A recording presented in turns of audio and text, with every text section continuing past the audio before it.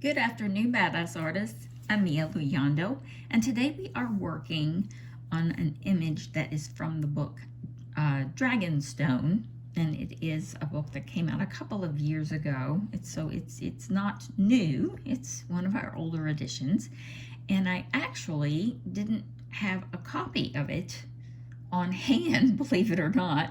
So I printed this out on my Canon printer. This is just regular Xerox copy paper. There's nothing special about it. So I wanted to show you guys, there's a few of you that have been working on scaled, whether it's a scaled dragon or a scaled human being or, you know, whatnot, fantastical creatures. And you've had some questions about it, so I thought I would do a video and show you how to work with, well, I don't want to say lizard skin, but definitely more of a scaly or reptilian sort of flesh. So to save time, I'm going to do an underpainting with one of our Hangfan markers. And I wanted to have sort of a brownish, sort of a brownish tint to her skin. It's not dark, but this one is called, is that the one I want? Pink Flamingo?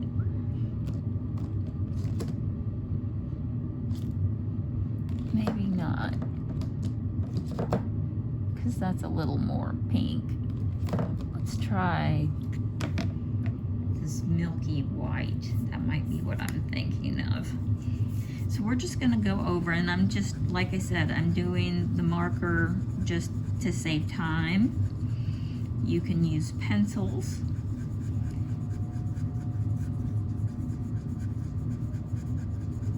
You can use paint. You can use pretty much anything you want. I'm just doing this so that we can get a few different things into the lesson today.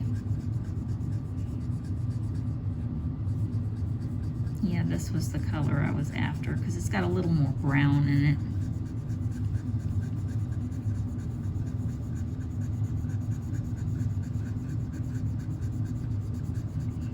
Then just take your time while I'm doing this busy work. Get comfortable, grab a chair, grab a snack, get some coffee or some tea. If you are following along, welcome. I am so happy to have you.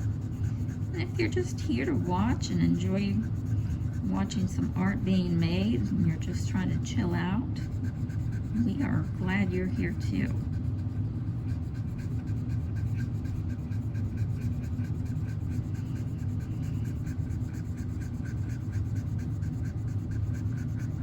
I am having some green tea today. The weather is cold. You guys let me know, is it cold where you are? I think it's cold most everywhere right now, but where you are in the world, is it cold right now? Where I'm at right now, it's about 6 degrees Fahrenheit. And it hasn't been much warmer than that for about 2 weeks probably now. Got a lot of snow. It's definitely wintry right now.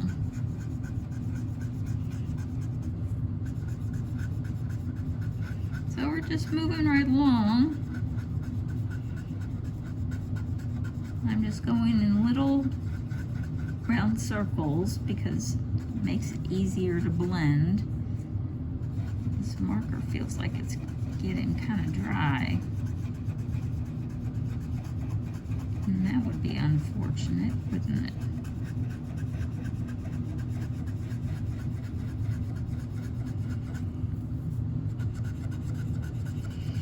Because I am not familiar enough with markers to know how to kind of re-wet them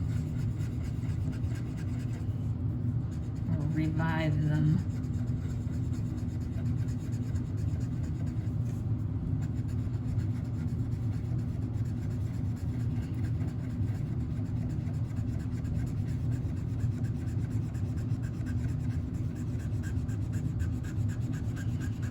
does feel dry. I'm going to try the chisel tip side to see if it's got any more juice in it. But not really. This marker might just be getting dry on us.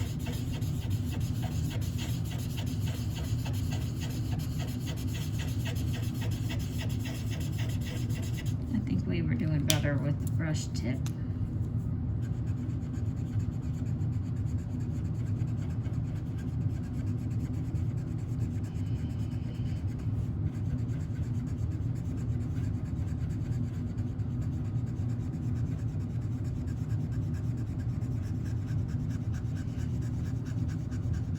We're going to get as much as possible out of it. And we'll just be going over it with some pencils.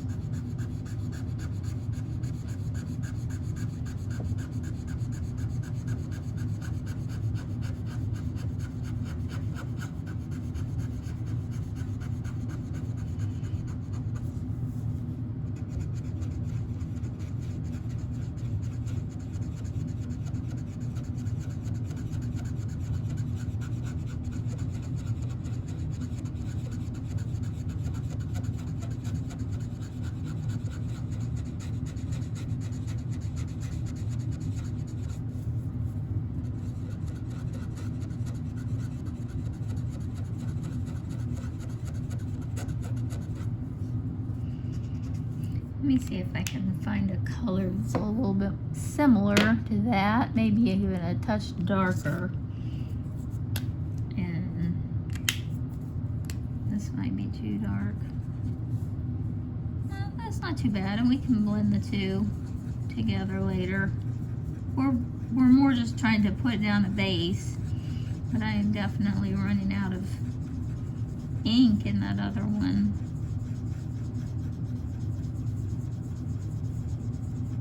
And don't be worried, you know, like, stuff like that happens. Just grab a different color. It doesn't even matter if it's not a similar color. And then you can just shade them in unusual colors and make it look like that's what you were going for the whole time. You know, we're in charge. We don't make mistakes. We just do stuff that we hadn't exactly planned on, and it turns out looking really cool. That's my philosophy.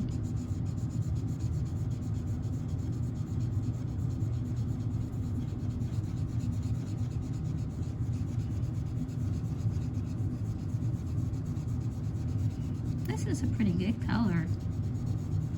I like this. She's nice and toasty. The name of this was Light Camel, for those of you at home using Hangfans.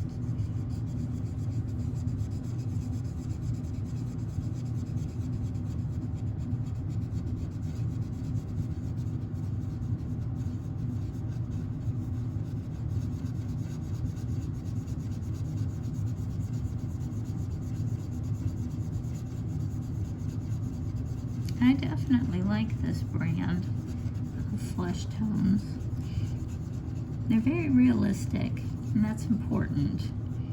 When you're going for something as a flesh tone, you want it to be believable.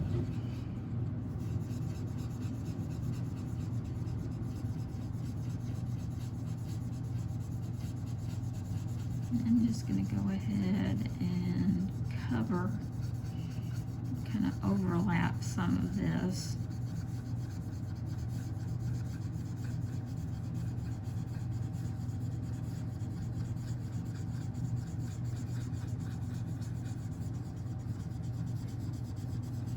And this is the area that we're going to be working on to, create those scales.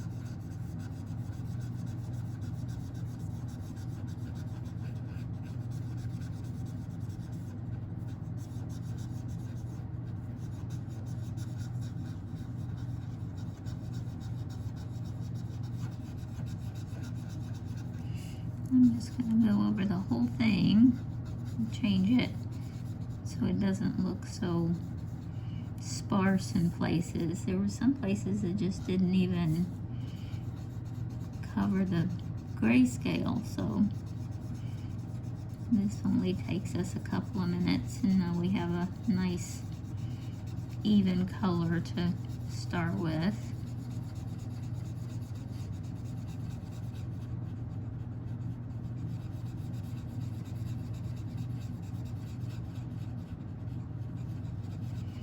I must have used that marker, that color must have been one of my favorites. It's gotten dry, and I don't think I have any others that have gotten dry, but I did use it a lot.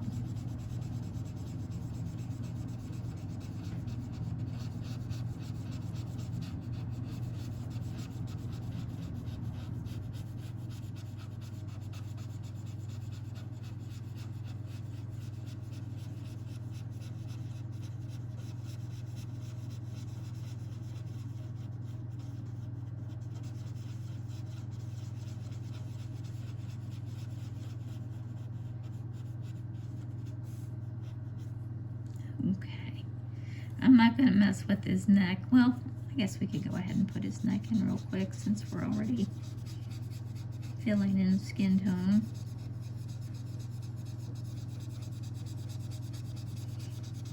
That way we don't have to worry about it later.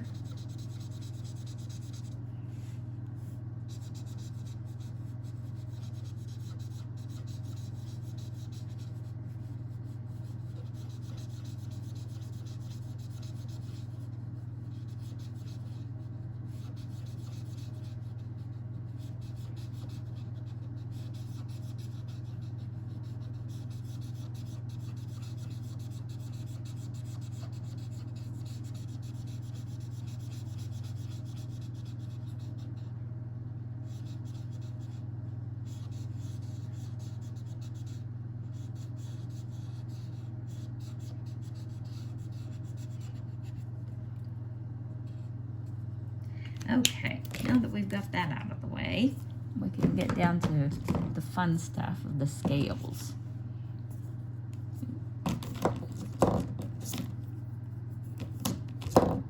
I have Hangfan markers laying everywhere. Okay, so this is still a little bit damp, and that's okay. I'm going to use the Faber Castell Black Edition pencils.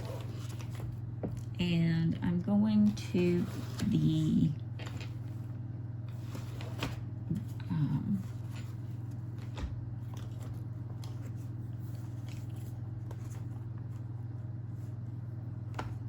green area.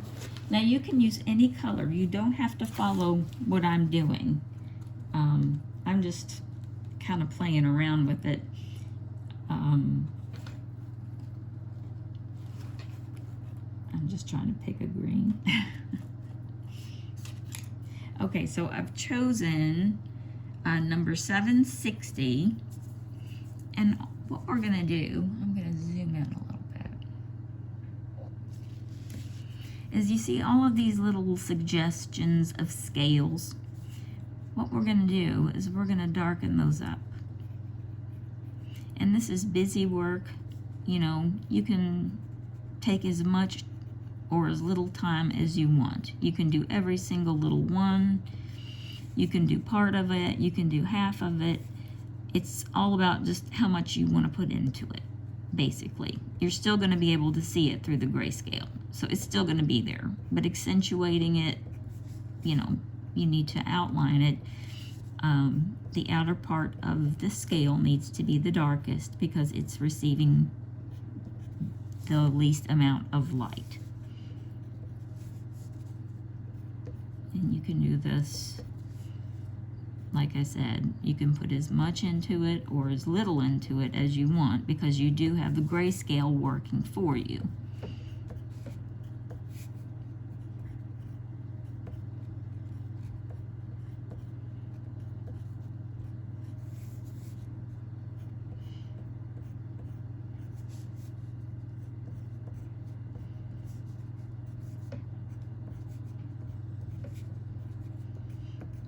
I'm just going to kind of give her some green highlights here. Instead of going in with darker browns and that kind of thing to contour, we're going to use this color green. So let me push over a little bit. You know how we go in with darker color, you know, a darker brown for the contour? With this one, we're going to use green to match her scales.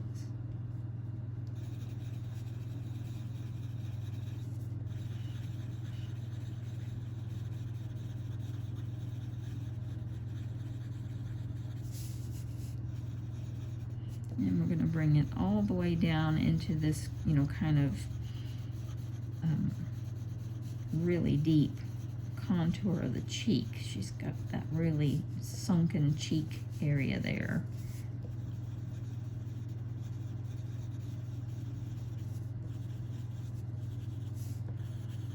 And I'm just going to follow all of these nice shadows around with this green color. And like I said, you can use any color you want. You can use blue, you can use purple, you can use pink. It doesn't matter. It's, you know, the technique stays the same. Even if you're making iridescent scales, and we'll do one of these that, and we'll give it iridescent scales just to see, just to show you.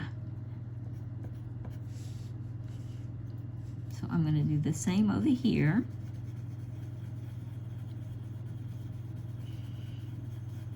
And I'm going to color those contours and deeper shadows in with this green color. And this isn't the greatest paper. It's kind of making the pencil look a little muddy. You know, when it doesn't quite want to lay down as smoothly as it normally would. It usually has more to do with the paper than the person or the pencil. So sometimes when you're like, I did this colored beautifully in another coloring book, I don't know why it looks like it just won't blend. Sometimes there's a really fine coating on paper, even if we can't feel it, or a chemical that's in the paper, and it just doesn't accept the oil and wax from the pencils in a way that'll lay down and blend like really creamy. It affects the binder and makes it look clumpy, or, you know, I call it muddy. It's frustrating. Now I'm not gonna do his whole like neck and all of that. I want to get back up here to the technique of the scales. So if you want them to look metallic, or you want them to look like stone, or you know, it depends. There's so many different types of scales, so you have lots of choices. On these, I'm going to choose a lighter green, and I'm going to go in, and I'm not going to completely cover the entire scale. I'm just going to kind of add color to it.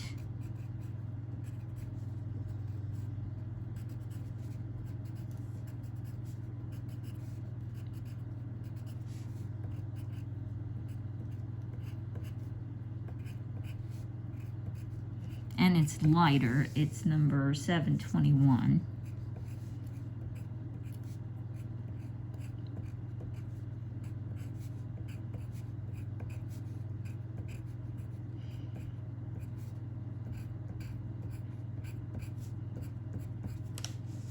You can, you know, run it along so that the color just sort of is in there. And then finally, I'm going to take a really light green. This is number 779. And I'm going to kind of work that in there too, so that it almost gives it a rounded illusion.